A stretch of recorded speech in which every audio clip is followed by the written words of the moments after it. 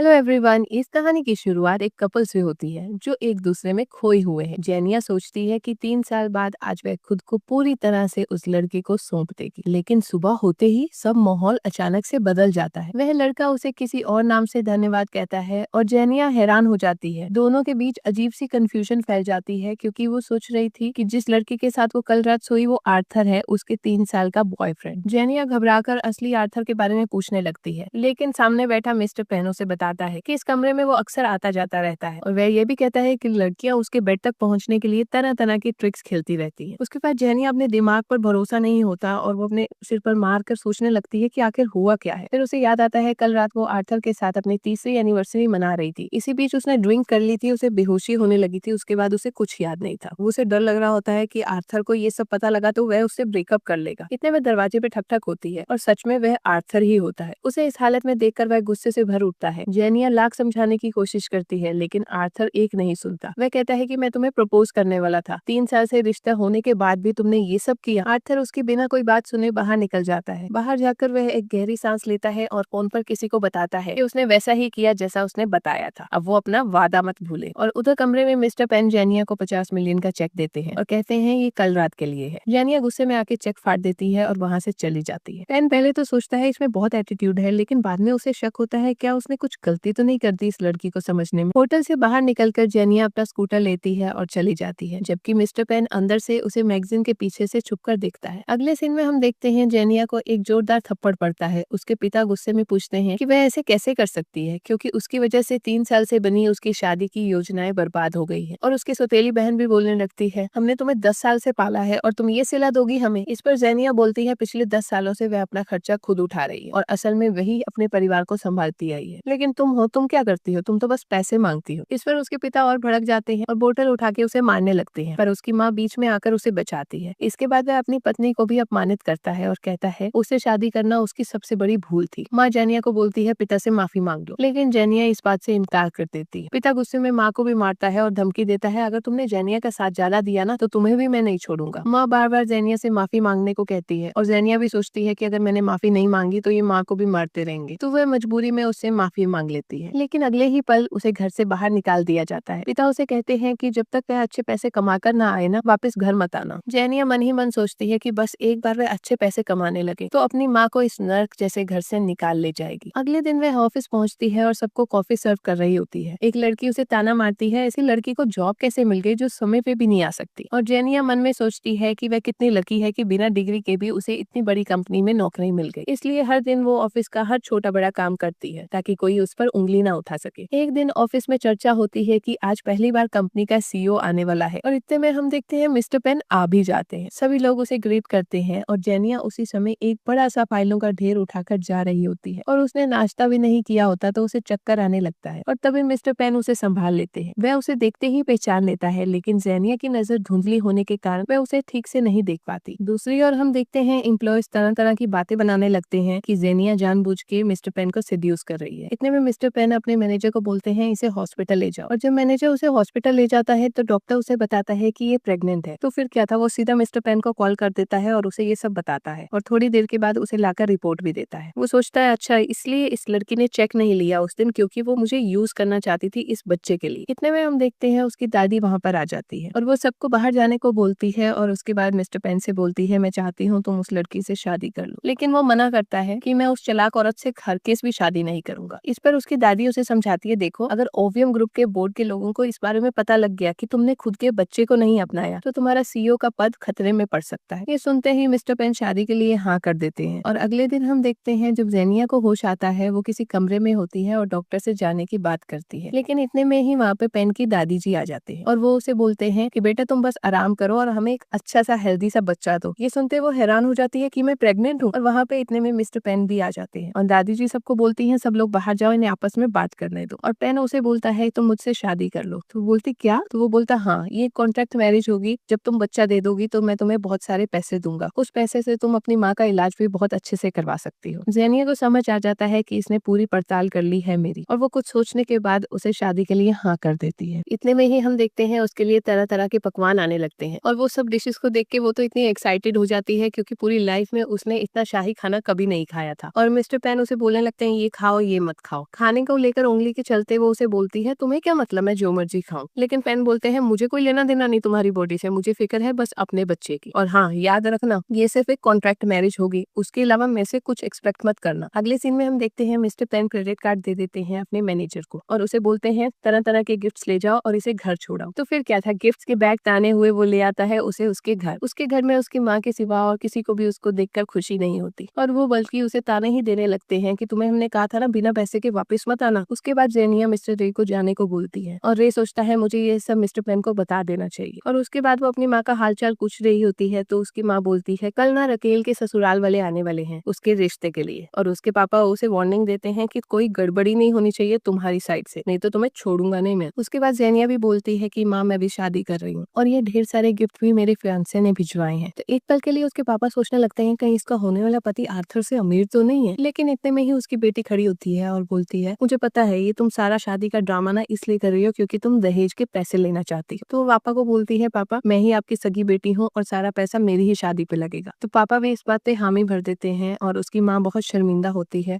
और वो जेनिया से माफी मांगती है कि सब उसी की गलती है। लेकिन वो माँ को बोलती है, माँ ऐसी कोई बात नहीं। इतने में हम बाहर देखते हैं उसका मैनेजर गया नहीं होता बल्कि वो फोन पे मिस्टर पेन को सारी बातें सुना रहा होता है। बातें सुनने के बाद इतने में उसका एक और असिस्टेंट आ जाता है और वो उसको बताता है कि सर आपने जो सीसीटीवी फुटेज चेक करने को बोला था वो हमने कर ली है। उस दिन वो लड़की खुद उस कमरे में नहीं आई थी, उसका बॉयफ्रेंड आर्थर उसे जबरदस्ती दारू के नशे में उस कमरे में छोड़ गया था। मिस्टर पेन को अपनी गलती का एहसास हो जाता है कि उसने उस लड़की के साथ गलत किया। अगले दिन हम देखते हैं जेनिया घर की पूरी तरह से सफाई कर रही होती है। इतने में उसकी बहन भी तैयार होकर आ जाती है और पापा उसे बोलते हैं तुम आज बहुत सुंदर लग रही हो। तो वो बोलती, देखना कॉल्समैन तो मुझे देखकर एकदम फिदा ही हो जाएगा मुझ पे। तो उसके पापा बोलते हैं मुझे तुम पे गर्व है और वो बोलती है, पापा आप देखना एक बार मेरी शादी हो जाए मैं आपको जॉब भी दिला दूंगी और शहर में शिफ्ट करवा दूंगी, मैं जेनिया जैसी थोड़ा हूँ। इतने में दरवाजे पे खटखट होती है। जेनिया दरवाजा खोल के उन लोगों को अंदर ले आता। अंदर बैठ के पापा उनसे सीधी बात करते हैं कि शादी के बाद हमें शहर शिफ्ट होना है और मुझे एक जॉब चाहिए और इस पे वो लोग हामी भर देते हैं। उसके बाद वो अपनी बीवी को बोलता है, तुम खड़ी खड़ी मुंह क्या देख रही हो, पानी पिलाओ इन्हें। तो पानी पिलाने जा रही होती है तो जेनिया सोचती है मैं मदद कर देती हूँ। इसी बीच पीछे से राकेल उसे पिंच कर देती है और पानी नीचे गिर जाता है। तो फिर क्या था, उसके पापा का गुस्सा साथ में आसमान पर पहुंच जाता है और बोलता है मेरे से क्या गलती होगी जो इतनी बेकार बीवी मिली है मुझे। और दूसरी ओर जेनिया है जो पता नहीं किसके साथ सो आई, मुंह काला करवा लिया अपना। ये सुन के वो लोग बातें बनाने लगते हैं और उसके पापा को और गुस्सा आ जाता है और वो छड़ी उठा लेते हैं उन्हें मारने के लिए। इतने में हम देखते हैं गाड़ियों का काफिला उनके घर के बाहर आ जाता है और उसके पापा ये हलचल देखकर बाहर निकलते हैं और गाँव वाले आए होते हैं और वो बोलते हैं तुम तो बहुत किस्मत वाली हो, तुम्हें इतना अच्छा दामाद मिला। तो उसके पापा बोलते हाँ राकेल है ही इतनी प्यारी। तो वो बोलते नहीं नहीं राकेल नहीं जेनिया, बाहर गली में देखो कितनी सारी लग्जरी गाड़ियां रुकी हैं। तो फिर क्या था, सब पहुंच जाते हैं गाड़ियां देखने। राकेल बोलती है फिर क्या हुआ, तुम्हारा बॉयफ्रेंड अगर अमीर है तो पक्का वो गंजा और बुढ़ा सा होगा। लेकिन ये क्या, जब मिस्टर पेन नीचे उतरते हैं तो सब हक्के बक्के रह जाते हैं, इतना स्मार्ट हैंडसम लड़का आखिरकार जेनिया को कैसे मिल गया। और जब दादी जी उतरती हैं नीचे सब हैरान रह जाते हैं कि ये तो बड़ी किस्मत वाली है। तो दादी जी बोलते हैं हम आपकी बेटी का रिश्ता मांगने आए हैं और हमने आपके लिए कुछ गिफ्ट्स तैयार किए हैं। और गिफ्ट्स की लाइन लग जाती है, सोना चांदी पैसे सब उन्हें मिल जाता है। और उसके बाद उसके पापा खुशी खुशी उन लोगों को अंदर ले जाता है और उधर राकेल गुस्सा हो रही होती है कि मेरी एंगेजमेंट का दिन है और मेरी ही स्पॉटलाइट खा ली इसने। और दूसरी ओर हम देखते हैं मिस्टर पेन उसका हाथ पकड़ लेते हैं, जिस पर जेनिया बोलती है ये सब मत करो। तो वो बोलता है क्यों, अगर ये एक्टिंग भी है तो एकदम रियल दिखानी पड़ेगी ना। इसके बाद वो उसे भी अंदर ले जाता है। अंदर शादी के लिए दादी जी उसे बहुत सारे पैसे देती है जिसे देखकर उसके पापा का तो मुंह खुला का खुला रह जाता है। और इसके बाद मिस्टर पेन उसकी माँ को बताते हैं कि मैंने आपके लिए डॉक्टर ढूंढ लिया है, वो रास्ते में ही है और वो आपका बहुत अच्छा इलाज करेगा। ये सुन के जेनिया को बहुत अच्छा लगता है और उसका थैंक यू भी करती है। उसके बाद हम देखते हैं दोनों टेरेस पे आ जाते हैं और वहाँ की हवा के मजे ले रहे होते हैं। उसी दौरान मिस्टर पेन उसे बताते हैं कि 1 साल के बाद भी हम तुम्हें इतने पैसे देंगे कि तुम और तुम्हारी माँ बहुत अच्छे से रह सकोगे। जिस पर जेनिया बोलती है नहीं नहीं नहीं, मेरी माँ का इलाज तुमने करवा दिया बहुत है, इसके अलावा मुझे 1 फुटी कोड़ी नहीं चाहिए। और मिस्टर पेन को लगता है शायद इसने सच में ही इस लड़की को गलत समझा था उस दिन और बोलता है ये मेरा नहीं मेरी दादी का आइडिया है। तो वो बोलती पता नहीं क्यों पर मुझे ऐसा लग रहा है मैं तुम्हारा एडवांटेज ले रही हूँ। तो वो बोलता है ऐसी कोई बात नहीं है, मुझे बच्चा चाहिए और मैंने उस रात तुम्हें गलत समझा। इसके बाद उसकी नजर टेरेस पे छपे हुए नाम पर पड़ती है और वो एक पत्थर उठा लेता है उसको मिटाने के लिए, लेकिन जेनिया उसे मिटाने नहीं देती। तो वो बोलता है क्यों जेनिया लव आर्थर, अभी भी तुम उससे प्यार करती हो क्या। तो वो बोलती नहीं नहीं ये तो मेरा पास्ट हो चुका। फिर वो उसके पास जाता है और बोलता है जेनिया तुम मेरी बीवी बनने वाली हो, अब से तुम सिर्फ मेरी हो, ये याद रखना। कुछ देर के बाद हम देखते हैं मिस्टर पेन जेनिया को अपने घर ले आते हैं और इतना बड़ा घर उसने आज तक कभी नहीं देखा होता। उसके बाद उसे दादी जी अपने पास बिठा लेती हैं और बोलती है मेरे लिए तुम्हारे लिए कोई तोहफे हैं। और उसके बाद वो तरह तरह की ड्रेसेस उसे दिखाती है जिसे देखकर वो चौंक जाती है। लेकिन दादी जी बोलते हैं अभी दिन बर दिन तुम्हारा पेट बाहर निकलेगा, इसलिए हमें शादी जल्द से जल्द करनी होगी। देर रात जेनिया खड़ी होकर सोचती है क्या मैं सच में इतनी किस्मत वाली हूँ। इतने में पीछे से मिस्टर पेन आ जाते हैं और बोलते हैं जो हो रहा है उसे होने दो, तुम टेंशन किस बात की ले रही हो। तो वो बोलती तुम्हें नहीं पता ऐसे किसी की बातें नहीं सुननी चाहिए। तो वो बोलता तुम बोल ही इतना तेज रही थी। तो इसके बाद जेनिया वहाँ से निकल जाती है। अगले दिन हम देखते हैं मिस्टर पेन और जेनिया की शादी होती है, लेकिन इतने में वहाँ पर आर्थर आ जाता है और उसे अपनी गलती का एहसास होता है और वो जेनिया को उससे शादी करने को बोलता है। इस पर मिस्टर पेन सब लोगों को बाहर भेज देते हैं और बोलते हैं अगर तुम जेनिया को छोड़ दोगे ना मैं तुम्हें 10 मिलियन दूंगा। जिस पर आर्थर मना कर देता है और वो बोलता है कि वो जेनिया से बहुत प्यार करता है। लेकिन मिस्टर पेन अमाउंट बढ़ाता ही जाता है, 20 मिलियन, 30 मिलियन, 50 मिलियन। और जेनिया उसे रोकती है और बोलती है आर्थर मुझसे सच में प्यार करता है, वो पैसों के बदले मुझे कभी नहीं छोड़ेगा। तो वो उसको समझाता है थोड़ी देर रुको और खुद ही देख लेना। तो उधर आर्थर को लग रहा होता है ये सब मजाक है, वो मुझे कोई पैसे नहीं देने वाला। तो मिस्टर पेन बोलते हैं मैं अपने लॉयर को भी बुला सकता हूँ और हम एक एग्रीमेंट कर सकते हैं, मैं जो बोलता हूँ वो निभाता हूँ। अगर तुम्हें चाहिए गाड़ी की चाबी लो, बाहर जो गाड़ी खड़ी है वो भी ले लो। तो वो सोच में पड़ जाता है, उसके मुंह पे लालच लिख रहा होता है। जिस पर जेनिया बोलती है आर्थर तुमने मुझे बोला था तुम सब कुछ अपने बलबूते पे करना चाहते हो। तो आर्थर उसे समझाता है कोई पागल ये लड़की होगी जो इस बात पे बिलीव कर ले। तुम्हें पता है इतना सारा पैसा पाकर मैं 30 साल कुछ ना भी करूँ ना तो भी ऐशो आराम की जिंदगी जी सकता हूँ। और उधर मिस्टर पेन बोलता है देख लिया जिस तुम तहे दिल से प्यार करती थी उसका हाल। तो जेनिया उल्टा उसे ही झाड़ने लगती है और बोलती है तुम अपने पैसे के दम पे उसे गुमराह कर रहे हो। और उधर आर्थर पैसे गिनने लगा होता है और वो उसे समझाती है कि तुमने तो कहा था तुम्हें पछतावा है, तुम मुझसे प्यार करते हो। तो वो बोलता है तुम पागल हो गई हो क्या, और मैं तुमसे शादी इसलिए करना चाहता था क्योंकि मुझे बीवी और एक नौकरानी इकट्ठी तुम में मिल रही थी। अब इस पैसे से तुम्हें कितनी सारी नौकरानियां खरीद सकता हूँ। उसके बाद वो बैग पैक करके जाने लगता है। तो मिस्टर पेन उसे चाबी भी दे देता है और बोलता है गाड़ी भी लेते जाओ। तो वो चाबी भी उठा लेता है और जाने लगता है। इतने में जेनिया को इतना गुस्सा आता है कि वो अपनी सैंडल ही उतार के उसे मार देती है और उस बेचारे के नाक से खून निकलने लगता है। लेकिन इस टाइम तो वो अलग ही खुशी में था तो चुपचाप से निकल जाता है। उसके बाद पेन जाते हैं, उसकी सैंडल उठाते हैं और उसके पैरों में दोबारा पहनाते हैं और इसके बाद सेरेमनी शुरू हो जाती है और दोनों एक दूसरे को पति पत्नी मान लेते हैं। उसके बाद बारी आती है किस। प्यार तो उन दोनों के बीच बिल्कुल भी नहीं था, फिर भी मिस्टर पेन उसकी ओर बढ़ने लगते हैं और एक फेक सी किस उसकी गालों पे कर देते हैं और इसी तरह जेनिया भी करती है। उसके बाद मिस्टर पेन उसे उठाकर ले जाते हैं और दादी जी बोलती हैं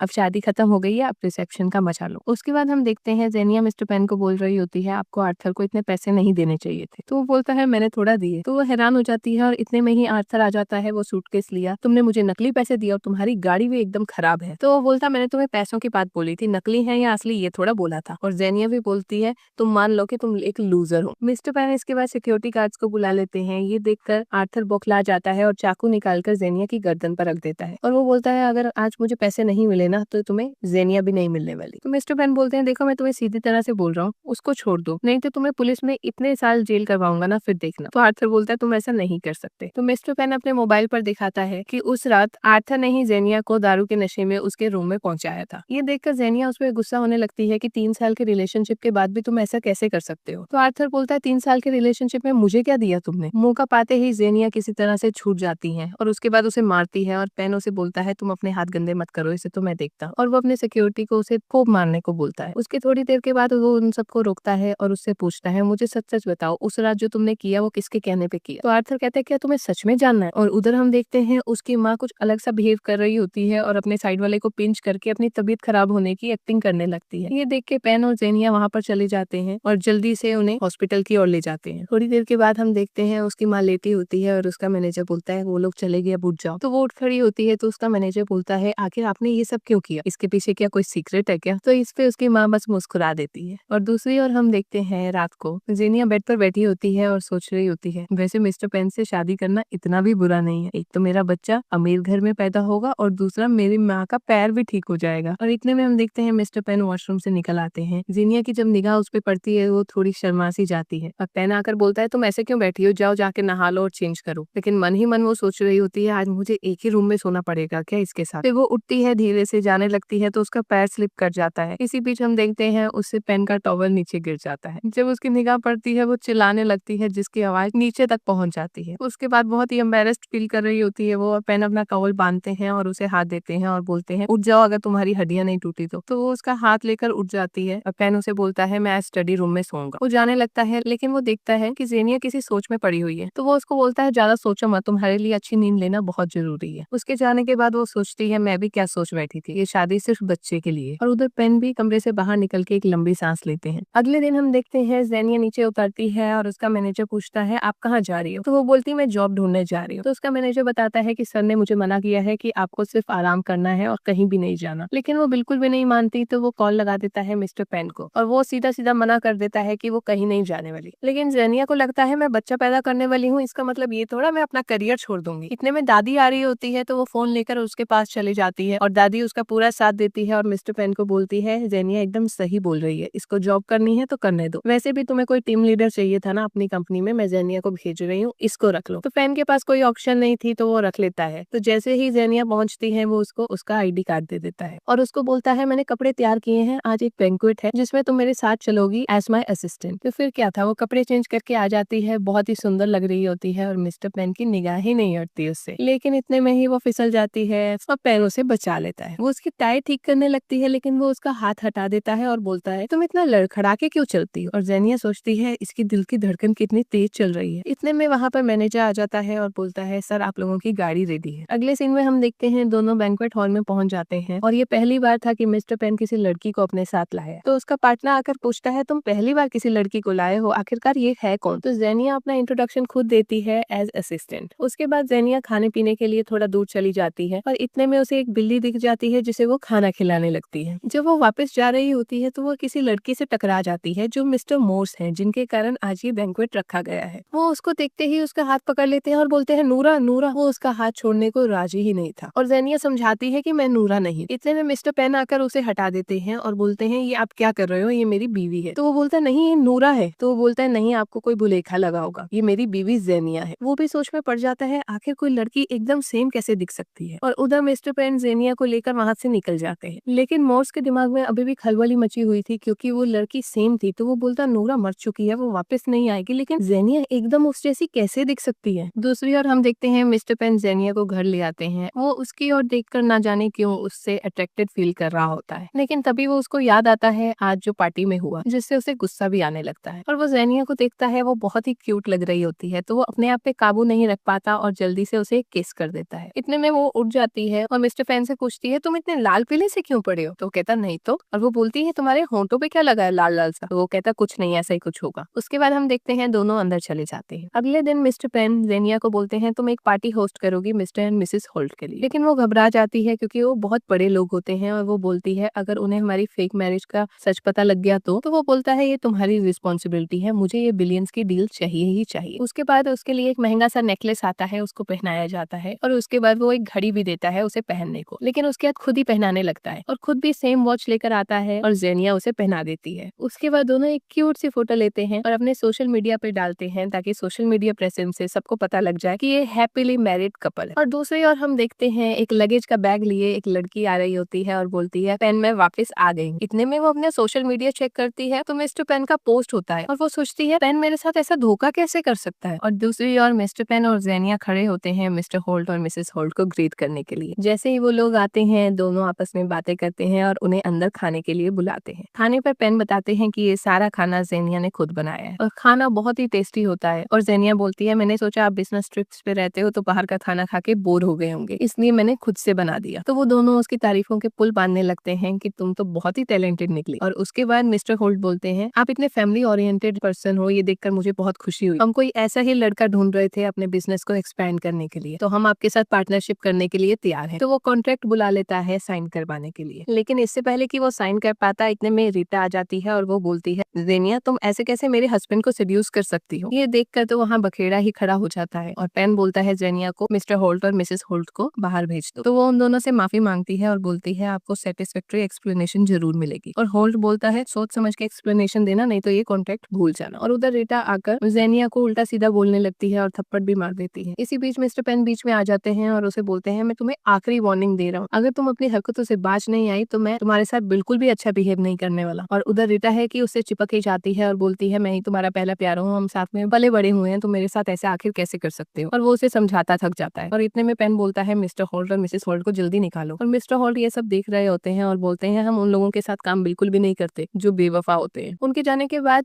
पेन बोलता है हम ब्रेकअप कर चुके हैं, तुम्हारा और मेरा कोई लेना देना नहीं। तो रीटा बोलती है हर कपल्स के बीच लड़ाई होती है, इसका मतलब ये थोड़ा कि तुम मुझे छोड़ ही दोगे। तो उसे बोलता है देखो अब मेरी बीवी है और इसको बच्चा भी होने वाला है। तो वो बोलती है बच्चे तो मैं भी दे सकती हूँ, उसे डाइवोर्स दे दो, मुझसे शादी कर लो। लेकिन इस पे पेन उसकी एक नहीं सुनता और वो बोलती है ये इस लड़की जेनिया के कारण हुआ ना, ये जो इसने नेकलेस डाला ये भी मेरा होता अगर मैं छोड़ के ना गई होती। तो जेनिया नेकलेस उतार देती है और बोलती है ये मेरे लिए कोई मायने नहीं रखता। और रीटा उसे भला बुरा कहती रहती है। आखिरकार जेनिया को इतना बुरा लग जाता है कि वो नेकलेस पेन को देकर वहां से चली जाती है। वो उसे रोकने जाने लगता है लेकिन रीटा उसके पैरों में पड़ जाती है और उससे माफी मांगने लगती है। तो पेन उसे बोलता है देखो मैंने अगर जेनिया से शादी नहीं भी की होती ना तो भी मैं तुम्हारे साथ दोबारा वापस ना आता, क्योंकि तुम एकदम बदल गई हो, अभी तुम्हारे दिमाग में बस स्कीम्स हैं और कुछ नहीं। तो वो बाहर जाने लगता है तो रीटा बोलती है अच्छा ठीक है, तुम्हें मिस्टर हॉल की पार्टनरशिप चाहिए ना ओवियम ग्रुप में, मैं अभी देखती हूँ वो पार्टनरशिप कैसे होती है। मैं आज जानबूझ के यहाँ पे आई थी, अगर अब मैंने उन सबको क्लियर नहीं किया तो तुम भूल जाना कि तुम्हें वो डील मिलने वाली है। अगर तुम्हें वो डील चाहिए तो मेरे साथ शादी कर लो। तो पेन समझ जाता है इसकी चाल और वो बाहर निकल जाता है और मैनेजर को अपने वो नेकलेस देता है और मैनेजर बोलता है मैंने ये सब रिकॉर्ड कर लिया है। तो वो बोलता है बहुत अच्छा किया है, ये सब मिस्टर होल्ट को भेज दो, वो सब समझ जाएंगे। उसके बाद वो सीधा पहुंच जाता है जेनिया के पास। जेनिया रेस्टरूम में बैठकर रो रही होती है और बोलती है सबने मुझे छोड़ दिया, मेरा कोई भी नहीं है, मेरे एक्स बॉयफ्रेंड ने भी मेरे साथ धोखा किया और अब पेन की भी गर्लफ्रेंड आ गई है तो ये भी मुझे छोड़ देगा। ये बातें पेन सुन रहा होता है और डोर खटखटाने लगता है। तो वो बोलती है क्या चाहिए, अब तुम भी मुझे छोड़ना चाहते हो, छोड़ दो, मुझसे बात करने की कोई जरूरत नहीं, तुम क्या छोड़ोगे, मैं ही तुम्हें छोड़ देती हूँ।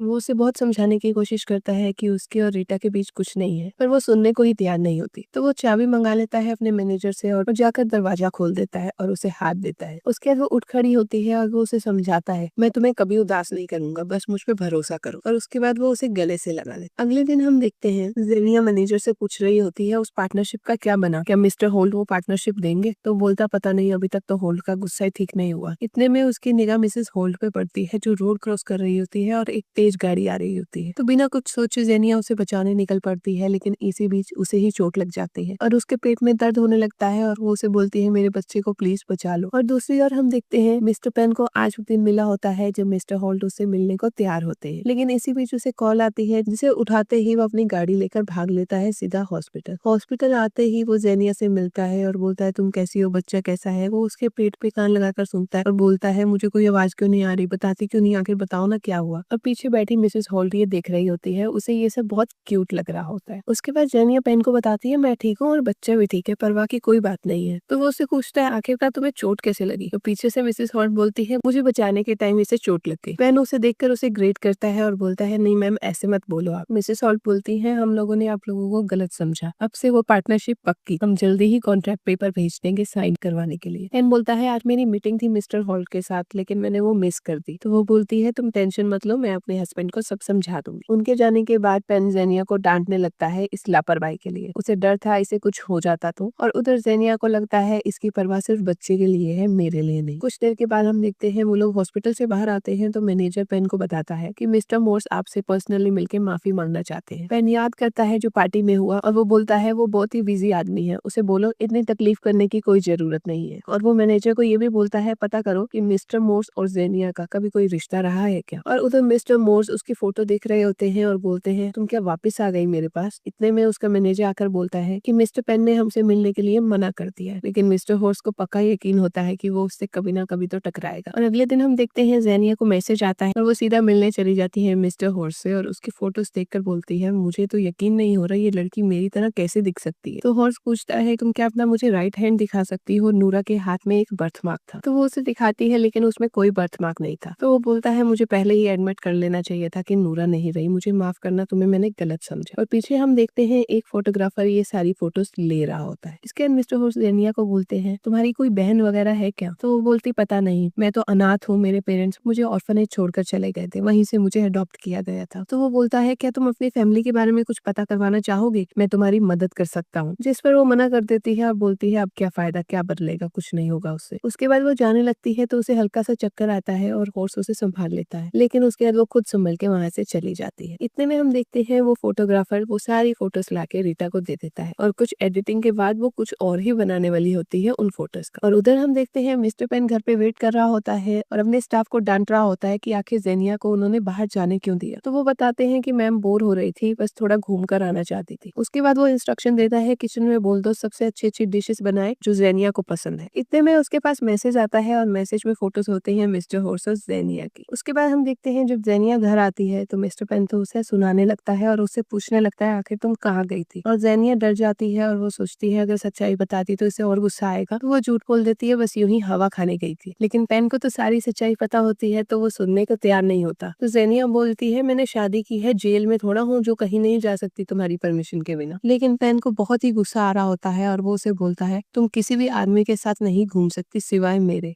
क्योंकि तुम सिर्फ मेरी हो। मिस्टर पेन को भी समझ नहीं आ रहा होता आखिर उसे इतनी जेलसी क्यों फील हो रही है और वो उसे किस करने लगता है। यूं ही पूरी रात निकल जाती है। अगले दिन मिस्टर होल्ट का मैनेजर उसे आकर बताता है कि उस दिन होटल में जो सब कुछ हुआ उसके पीछे आपकी माँ का हाथ था। ये सुनते ही वो सीधा, और दूसरी ओर हम देखते हैं उसकी माँ का मैनेजर पूछ रहा होता है कि आखिरकार आपने ऐसा क्यों किया हो। तो वो बोलते हैं मैं उस लड़की को देखते ही समझ गई थी कि वो मेरी पुरानी फ्रेंड यून की बेटी है। उसकी ट्विंस बेटियां हुआ करती थी लेकिन एक बेटी मिस हो गई थी और उसकी जो दूसरी बहन है वो ऑलरेडी मर चुकी है, अब बस वो ही बची है। और ये सब बातें मिस्टर पेन भी सुन लेता है और वो अपनी ही माँ को झाड़ने लगता है और बोलता है आपको आखिरकार ये हक किसने दिया। तो वो बोलती है मैंने तुम्हारी सीईओ की पोजीशन सिक्योर करने के लिए ये सब किया। लेकिन मिस्टर पेन का गुस्सा मानो 7वें आसमान पे था और वो बोलता है अगर कभी जेनिया को इस सच्चाई का पता लग गया तो क्या होगा। लेकिन जेनिया तो पीछे खड़ी ये सब सुन रही होती है और वो उसे बोलती है उस दिन होटल में जो सब हुआ वो एक बच्चे के लिए था, वो सब सेटअप था। उसको बहुत गुस्सा आने लगता है और वो बोलती है मेरे पीछे मत आना अब गलती से भी, और वो वहां से चली जाती।